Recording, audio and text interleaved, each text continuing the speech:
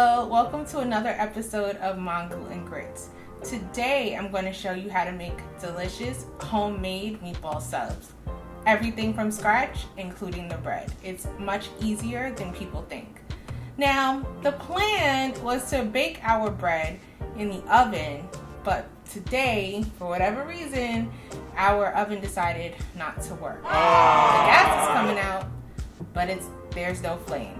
So we're not going to let that stop the tutorial, and we're actually going to use this opportunity to conduct an experiment. We're going to try to bake the bread in the toaster oven. Now, we've never done that before. I always bake it in the regular oven, but supposedly the toaster oven is supposed to do the same thing that the big oven can do, so we're going to see what can happen. So if you think that this will be a successful experiment, comment down below. And if you don't, comment down below as well. Wish us luck. So now I'm going to give you a rundown of our ingredients. So for our meatballs, I don't use regular ground beef. I like to use combination of either beef and pork, or ideally beef, pork, and veal. When I'm unable to find beef, pork, and veal, I go with beef and pork. And beef would be fine too, but if you add another meat to this, it really just kicks up the flavor like 1,000 degrees. So that's what we have here. Also, for our meatloaf, we're going to need eggs. We're going to need breadcrumbs. We're going to need these dried ingredients back here. So we have onion powder, garlic powder, parsley, oregano, salt, seasoning salt I'm using, but you can use regular salt if you'd like, black pepper, and basil. We're also going to add a little bit of this brick of Parmesan cheese over here. I personally prefer freshly grated Parmesan cheese as opposed to the Parmesan cheese that is already done for you. But if you don't have that, what's pre-grated works just fine. For our sauce, we're going to use some more Parmesan cheese. We're going to use these pureed tomatoes over here, a can. We're going to use these fresh plum tomatoes over here, and they're so beautiful. I just got them this morning, and they look amazing. 1 shallot, some fresh basil and parsley from my Arrow garden. And if you'll notice, some of the same ingredients that I included in the meatball in dry form or powder form, I'll be including in the sauce in fresh form. That also brings us to our garlic that's hanging out back here, and we're going to use the whole thing. Also, for our meatballs, we'll need to fry them since we're not baking them. So I like to fry them in a plain oil. Corn oil is just fine, or you can use canola or another vegetable oil. Olive oil for our sauce. And for our bread, which is really, again, the ingredients are so simple. We have here bread flour. I really like this brand of flour. It's very reliable. So, you can use any kind of flour. Bread flour is harder to find. During the pandemic, I was able to actually get this on Walmart.com. So if you're looking for it, check it out. Dry active yeast. Sugar to activate the dry active yeast. Salt. And then pretty much some of the dry herbs and the cheese that we use for everything else. So we're going to throw on some garlic powder. We're going to throw on some oregano, some Parmesan cheese on the top so that it'll have like that nice herby crust.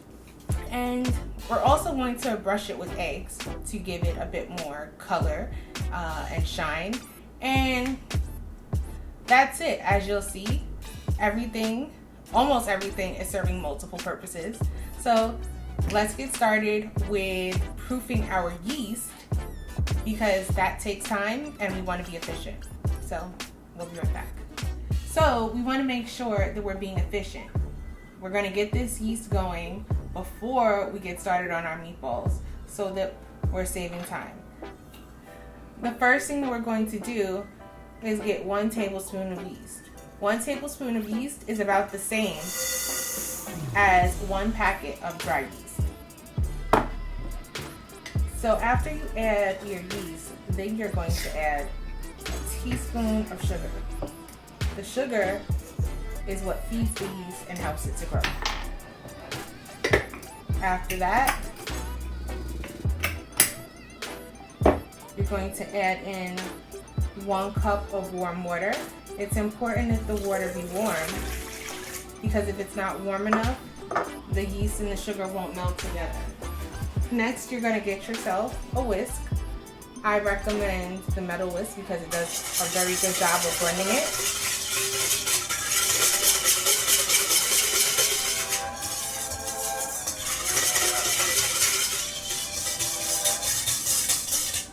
After about 15 seconds of spinning, let it sit. You should smell the yeast automatically. And in a few minutes, about 5 minutes or so, over here should start to be very foamy and bubbly. And then that's when you know that you're ready for your next step, which is to add your flour and your salt. Now I'm going to add 2.5 cups of flour to this bowl. That's 1 cup.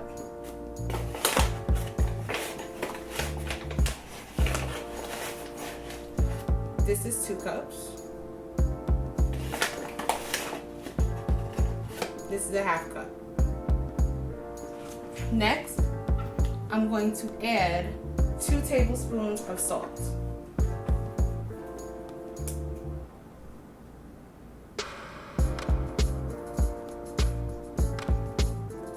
Pardon me, teaspoons of salt. So here's 1 teaspoon.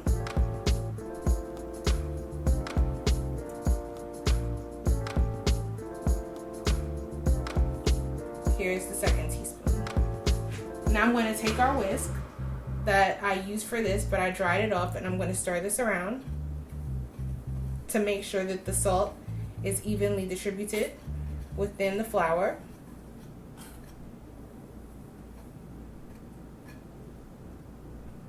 All right, that looks good. And now I'm going to slowly stir this flour into the yeast.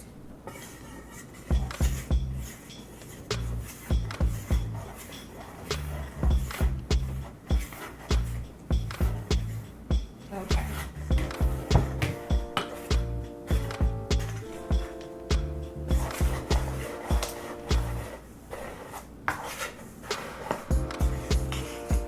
By the way, this recipe that I'm showing you is also a recipe that I use sometimes to make pizza dough.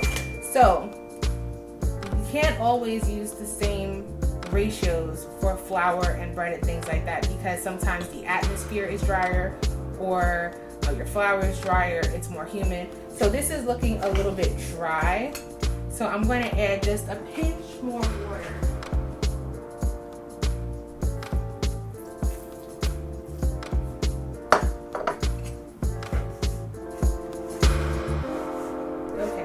Now you see it's starting to come together more because I added that water. I'm going to add a little bit more.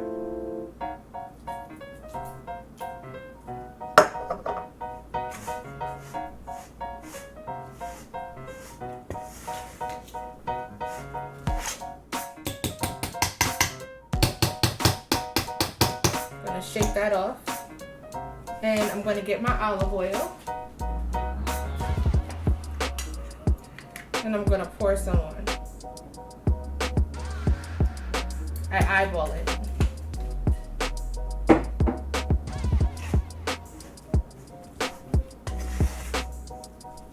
Okay. Now, I'm gonna sit this down. I'm gonna take off my rings and I'm gonna start to knead this. Now, just to let you see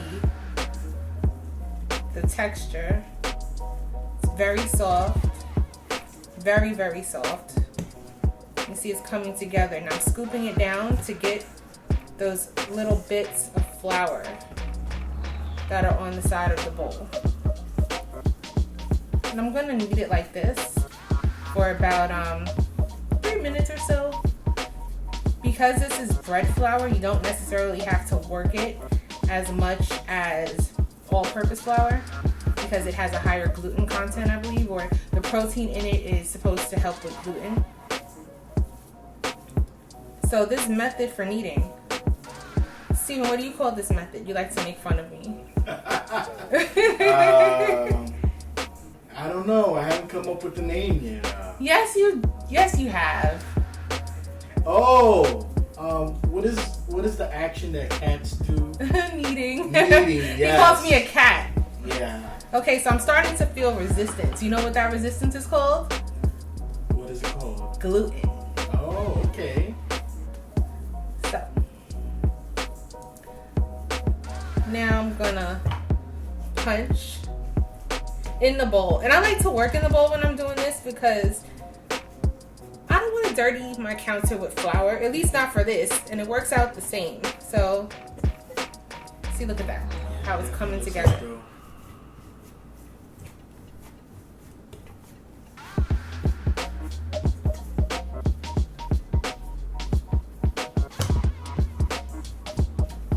And you see how when you push it, it comes back?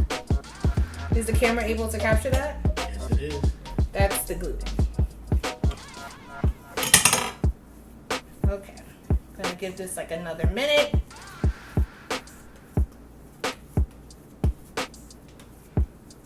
What would happen to the consistency if you had no gluten? Or should I say no yeast? If there was no yeast, Yeah. it would be Hard? flat. It would be more flat. It wouldn't be flexible like this. Okay. Look at that. We got ourselves a ball. I'm going to add a little bit more olive oil to the inside of this so that while this is resting, it doesn't stick. Spread that around. Like so. Throw that in there. I'm gonna cover this with warm paper towels so that one, we're keeping the moisture in, and two, I feel that the warmth helps to speed up the process. So we're actually gonna let this sit for 15 minutes, 20 minutes. Take note of where it is now because this is going to expand. You can also use a kitchen towel. Okay, now we're gonna clean this area up and start mixing our meatballs. Now our bread is over there rising and we're now going to prepare our meatballs. So I've emptied the beef and pork mixture into this bowl. I'm going to start with adding a bit of salt, just a light coating. Next, I'm going to add some black pepper.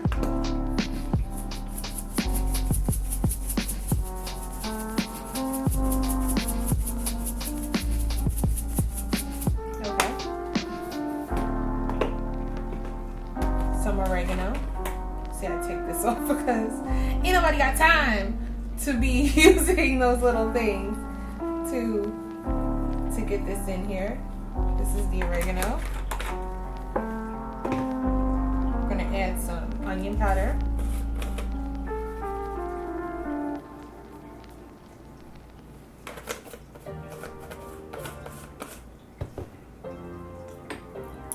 Some basil.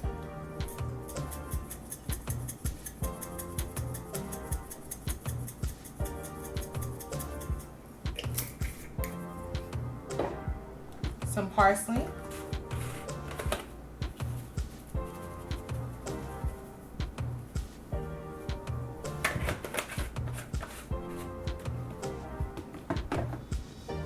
Some garlic powder.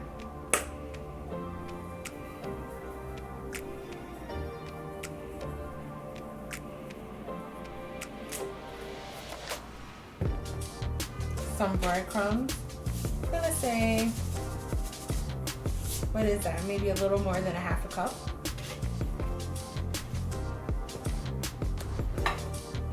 One egg.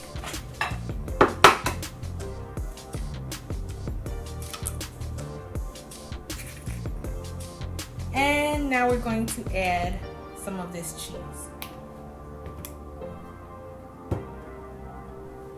I'm going to use the grater as opposed to pulling out the food processor. There are different sides you can use. This will give you slices. This will give you thick grated cheese. This will give you like the kind that you would find from Kraft in one of those containers. And over here will give you thin shredded. So I'm going to actually go for this side. See, look how that just grates. We're not going to do a lot. Just enough to give it a little kick.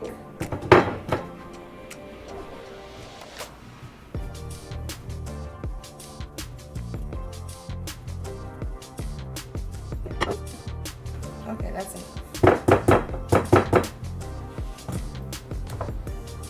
I'm gonna add this.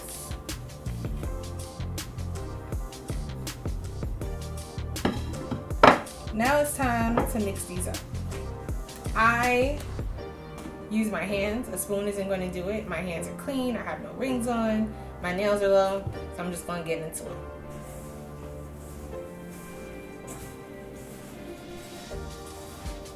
You want to make sure that everything is evenly distributed.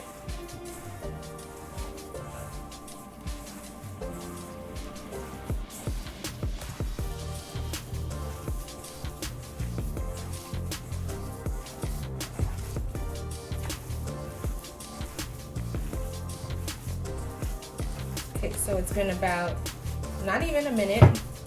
Everything is evenly distributed. If you look at your meat, you should see a little bit of everything everywhere.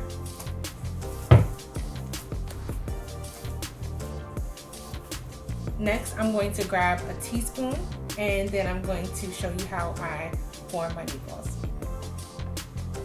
Okay, so now I have a plate and a spoon for forming my meatballs. So I'm going to scoop out about this much. See, this isn't scientific, but about this much for each one, and then I'm going to roll like this until it's into a ball form. I know a lot of people just like to take the meatballs and like drop them like that, but I like them rounded. Why not? And they don't all have to be exactly the same size, but you want them to be relatively close to the same size so that they cook evenly. So one is bigger, so I'm actually going to add a little bit more, and now I have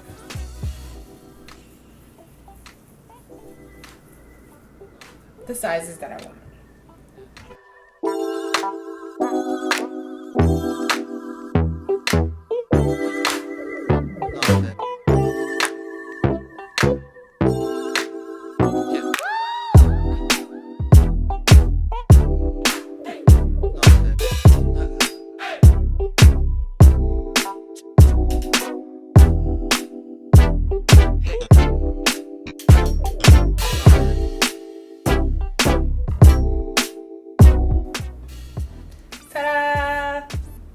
So I've made all of these pretty uniform, I think.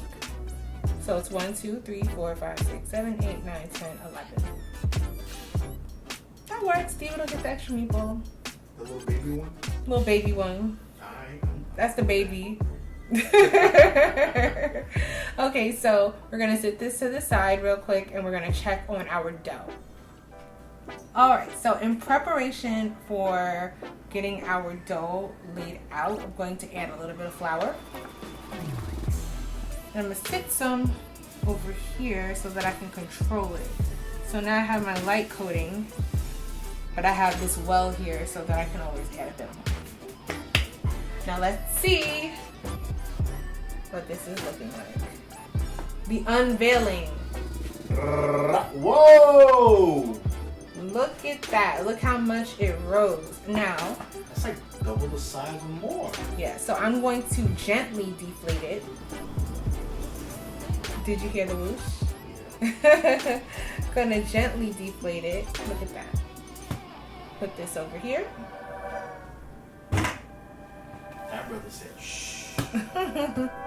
Alright, I'm gonna get it to absorb some of this flour here because it feels a little moist. So you want it to be soft but not be like wet before you work with it. So I'm just adding some flour. This looks great. Be gentle with it. And I'm just gonna take my rolling pin here, right? Also, lightly dust it with flour. That's why I have this over here. And I'm going to roll it a bit. This is working it further so that your bread has more chew. And I'm also going to keep this rectangle shape because I'm making mini heroes. Look at that. This is gluten. You see how it bounces? That's gluten. Sorry, my gluten intolerant friends.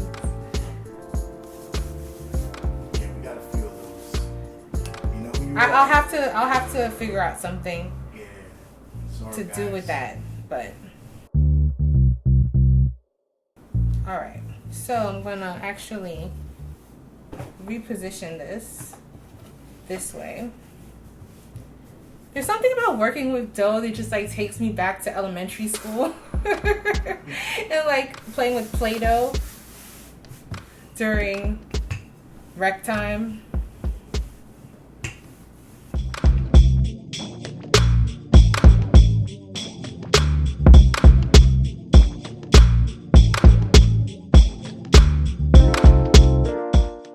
Okay, so now I'm going to kind of wrap them together. So first I'm going to secure it, kind of like you would a friendship bracelet or lanyard, whatever people would call it. And I'm going to wrap it like this. Wrap, wrap, wrap.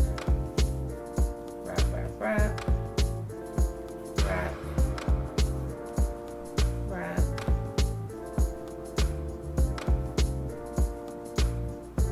So now what I think I'll do is I'll take them, right? And then I'll give them another loop.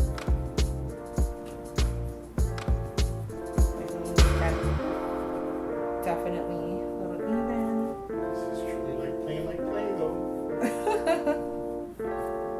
You're regressing to your childhood, baby. I am.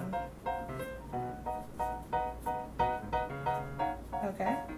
And then give it, I did that, and I want to give it another like that. Okay. It's a rope. Looks like a rope chain.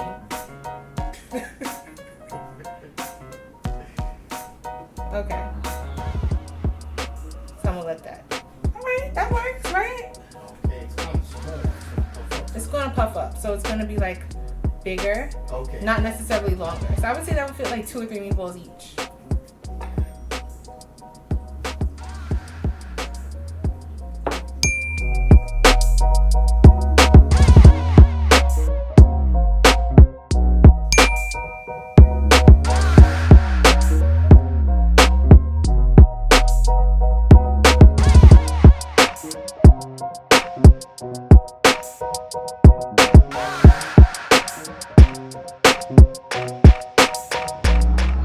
So now we have our big old pan here on so that we can get this sauce going.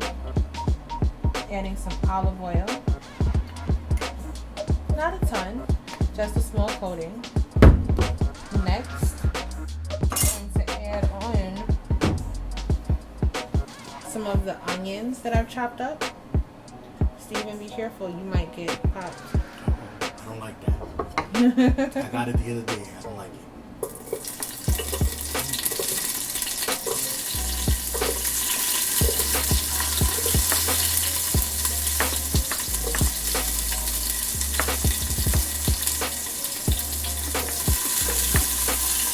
caramelize this. Stir it around. Well, pardon me, not onion, shallots. Shallots. So if you don't have onion, if you don't have shallots, you can use onion. What is it about shallots that you prefer them over onions? It has a bit more punch. Some people say that a shallot is like a cross between an onion and garlic. And garlic, yes, I've heard that. And if we're making a sauce, we want all the flavor we can get. Yeah, because we love garlic and onions. So now I'm going to add the garlic. I just want to make a correction. You know, by now you all should know that I'm a bit overzealous when it comes to garlic. So in the beginning when I said that I was going to use the whole bunch of garlic, I ended up using just over half as opposed to the whole one. Just stir that around. Let that caramelize. How are the onions looking, babe? It's starting to get translucent.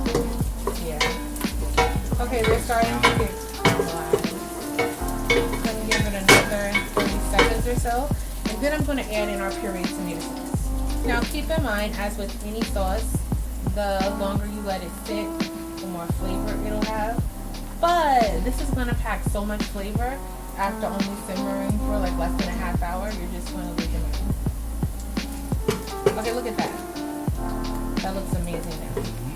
It smells amazing. So now we're going to add in our pureed tomato sauce.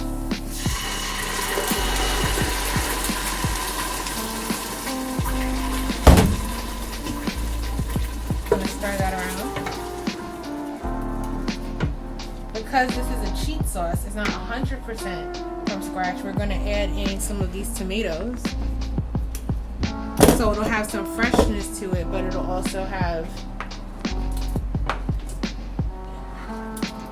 that richer flavor that you'll get from being in the can. And I have this on a 5. Before you know it, that's going to break down. Next, I'm adding in some of that fresh basil and parsley.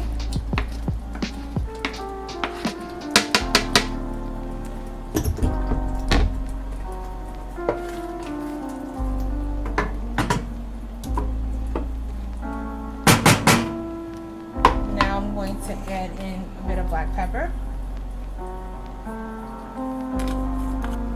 Some oregano.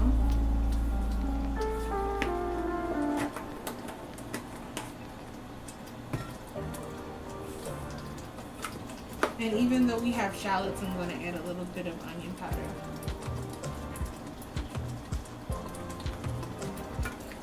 I'm also going to add a little bit more olive oil.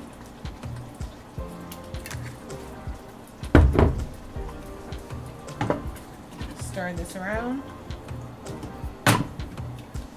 The last thing I'm going to add, can you guess, babe? Is it red pepper flakes? No. Could it be? You're always surprised. Is it cheese? It's Cheese. How could I forget cheese? So I'm actually Specifically going to, Parmesan, right? yes. All right. Freshly grated Parmesan cheese. Just going to let that boil for another second. Now I gotta back up because this brother's talking. So I'm adding in about a 1/3 cup to a 1/2 cup of cheese.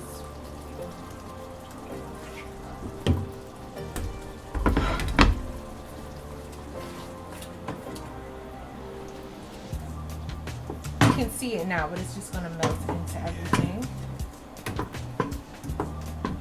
So now I'm going to put the cover on, turn it to like a 3,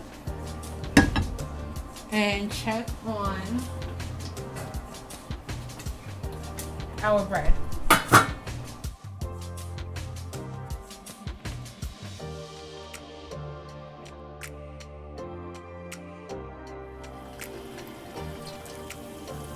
Give it a second. Alright, now it's popping.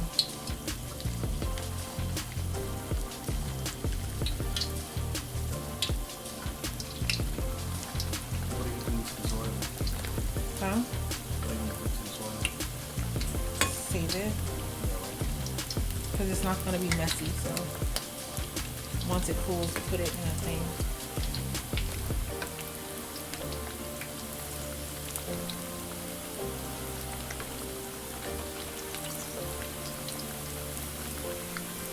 You see the juice is coming out?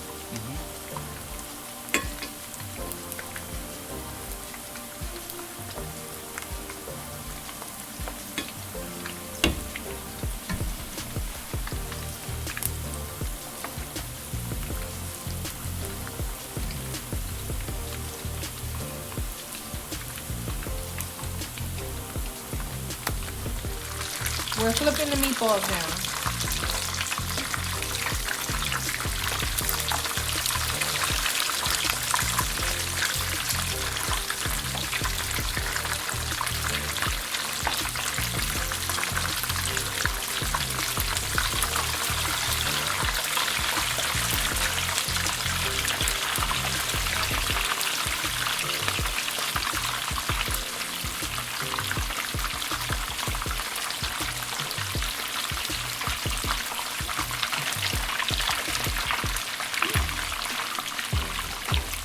You see all the flavor for the next fry. So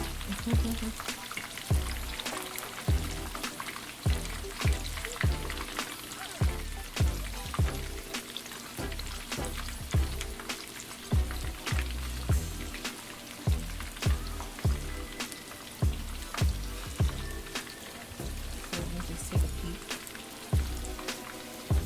Okay, let's check them out. Good? Yeah, we're good for some of them. Like this one is a good one.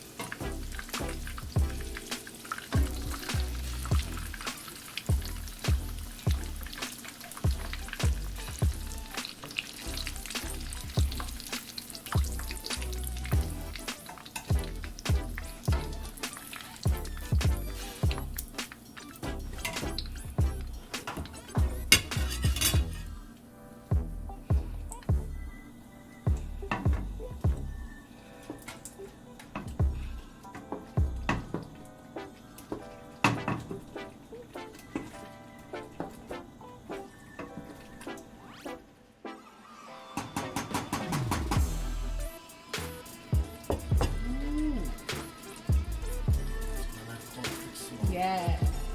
Yes. Alright, so now it's time to check on these meatballs. They've been absorbing all of this saucy goodness while our bread was baking in the toaster oven. I'm happy to say it was a success. So good. Yeah, you know the good thing about frying the meatballs before putting them in here is it's going to have that caramelization from the frying, and then that's going to add to the sauce, and it's just like a wonderful marriage. So what I'm going to do right now, because I'm going to put these on the subs and I want all of our cheese gooey, is I'm turning this up a bit. So now you see it's blub, blub, blub, right? Like Elio's pizza back in the day. And I'm going to drop on our mozzarella cheese so that it's nice and melty when I scoop out the meatballs to put it onto the bread. Smart. Because, especially because it's not like we can toast it in the toaster oven. Because it's otherwise occupied with the second set of bread. But yeah, this is just... Yeah, just throw the whole thing in there. Yeah.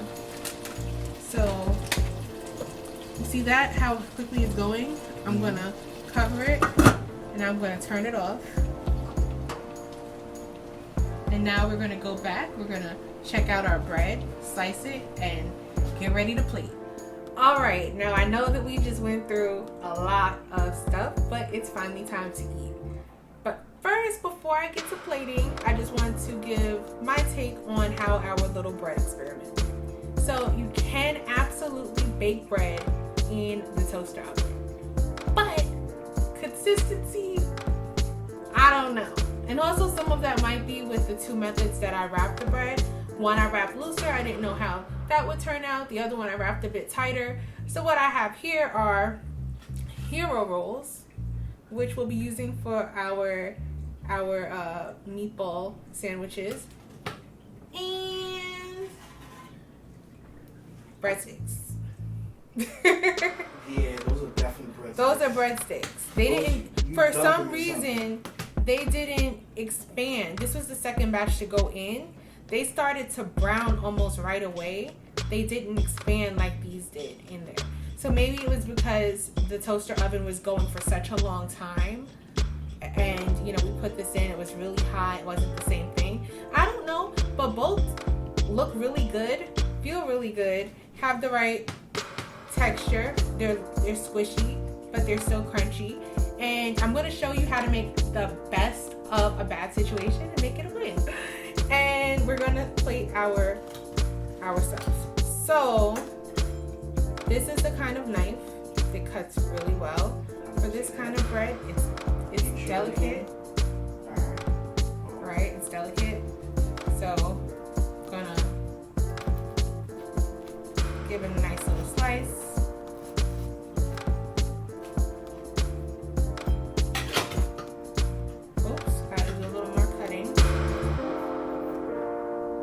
Before I end, I just want to show what the inside looks like. Right? Looks good. Next, I'm going to cut this one.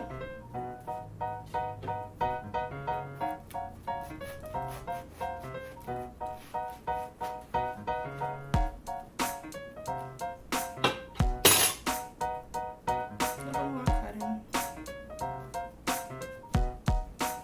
And again, not bad for an experiment. When you're just winging it. You have flour, yeast, water, sugar, salt. You can make a lot of stuff. Alright, so look at that. That looks great. I'm going to push this back. Now I'm going to get my meatballs. You saw me throw the cheese on to get it nice and melty. So, oh yeah. This is definitely nice and melty. So here, I'm going to scoop this out. Typically, I would do this by the stove, but I want to show you guys. Oops. Look at that cheese. Oh my goodness.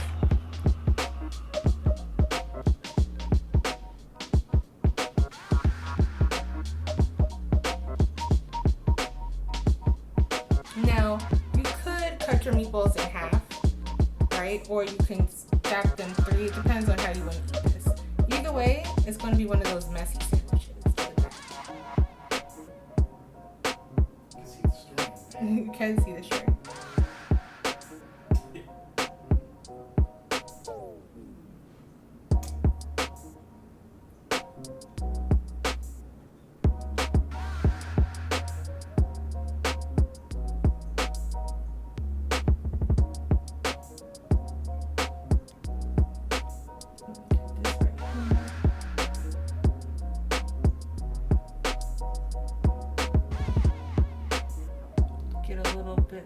Cheese to add. It's so cheesy in here. I really wish you guys can see it. Okay.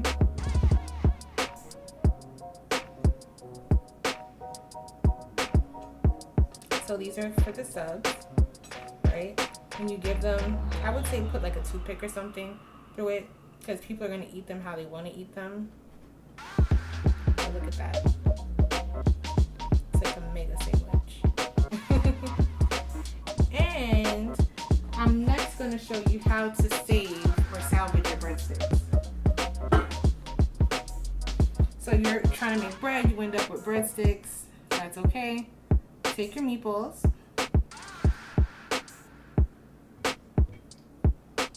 Add about 3 to a bowl. Be generous with your sauce. Right? Make sure your bowl is clean.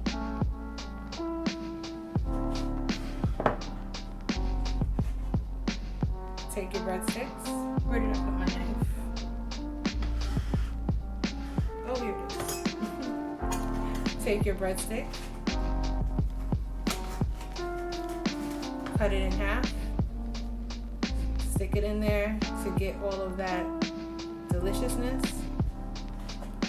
Cleaner way to eat it. So if you want to be neat and have deliciousness, if you feel like being messy. So I hope that you found this meatball tutorial and bread experiment helpful. Comment down below if you did. If you have any recommendations about baking in the toaster oven, we'd like to know. And that's all until we see you again. Please remember to subscribe if you like what you see. Bye!